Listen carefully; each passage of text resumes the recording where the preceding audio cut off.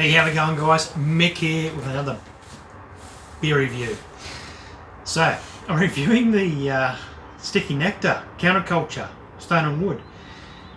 So nice, we made it twice. That's part of the can statement. So it's a hazy mango IPA. This is part of the Stone and Wood Counterculture Beer Club. Votes went out on what beers should be made again. The public has spoken. So the two beers that made the cut were this one, the Hazy Mango IPA, Sticky Nectar, 6.5% ABV, 500ml can, part of the All-Star series. So we're probably going to see a little bit more for this series coming along quite soon. 2.6 standard drinks in this 500ml container. Drink fresh, best before on can. Now, best before is probably going to be quite best before 9th, 11th, 21. Packaged on the 13th of the 5th, 21. So where are we at? 20. So we're 7 days in. 7 days. This is a very, very fresh can. And the statement goes, coming in at number 1 in the Counterculture All-Stars vote, Sticky Nectar returns ready to envelope you once more in its golden delights. Prepare to drop out into the hazy IPA brewed with mango puree, lactose, and a heady tropical fruit aromas from Galaxy, Citra, and Amarillo hops. With a smooth and creamy mouthfeel and a firm bitterness, this shapeshifter might make you see the universe a little differently, if only for a moment. Altered from reality, Sticky Nectar is the people's choice for a reason. Counterculture, beers that go against the grain, brewed on Bundjalung country. So go right ahead, check out stoneandwood.com.au/counterculture at Counterculture Beer. Once again, I don't think I've actually reviewed this one on YouTube here, so I'm going to do it now. I have had it, I just don't think I've done the video for it. We're going to throw it up in the Steinlager glass because this glass looks sexy, and I think a beer that's been voted at number 1 in at the number 2. The other one was the Tequila, is it Tequila Queen? Not sure, but you'll see that video coming soon. Another one, so it would have made it in at number 2. Look, I'm probably going to see, we are probably going to see a couple more coming through. They'll probably throw them through at rates of the votes. That's all well and good. So, looking awesome on camera. It's exactly what I'm seeing here in the glass. Loving it. One finger head. No huge aroma, sort of smacking my nose from a distance, but here we go.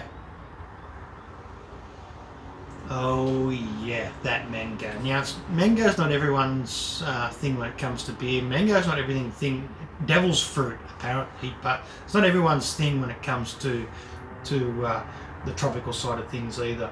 We do know a few members of a former club I used to be a part of who they don't think highly or seek highly of mango, particularly in their beers. But for me, I do have a mango tree here in the backyard. I do love my mangoes, and one of the products I use for my business, GK Wizards Car Detailing, is mango based, or it's a mango aroma. Really does start to punch through some of the nasties when it comes to car detailing. Mango does really well, and the other one being bubblegum. So mango and bubblegum quite highly used in the business. Oh my goodness, yeah, it smells great, looks great. I do remember it quite well. It did have huge amounts of mango going on. A sort of slight sour note with the aroma.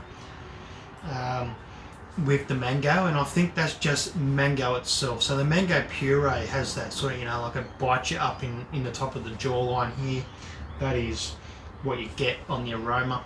It starts to feed through. It starts to feed that nasal palate straight in for the taste. I can't wait any longer. Sorry, guys.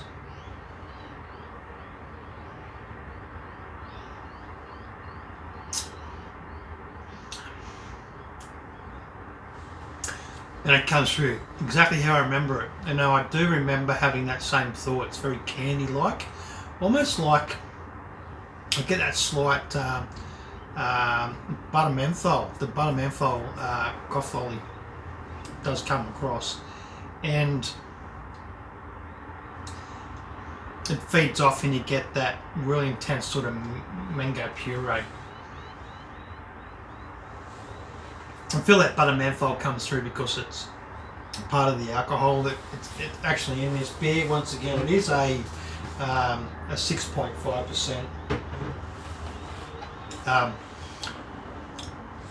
Really sort of coughs out that alcohol percentage for what it is. So a hazy sticky nectar mango IPA.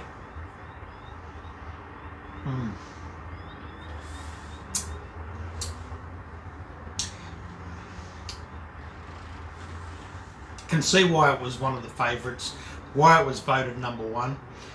Did come through. I forget the statistics. I've got a bit of a feedback and a little bit insight into the actual statistics of what it made it come in at number one, and it did come through with big numbers. So. Stone and Wood counterculture. Sticky Nectar coming through at number one out of all the counterculture beers. Man, there was Tequila Queen, there was Killer Queen, I should say. Damn,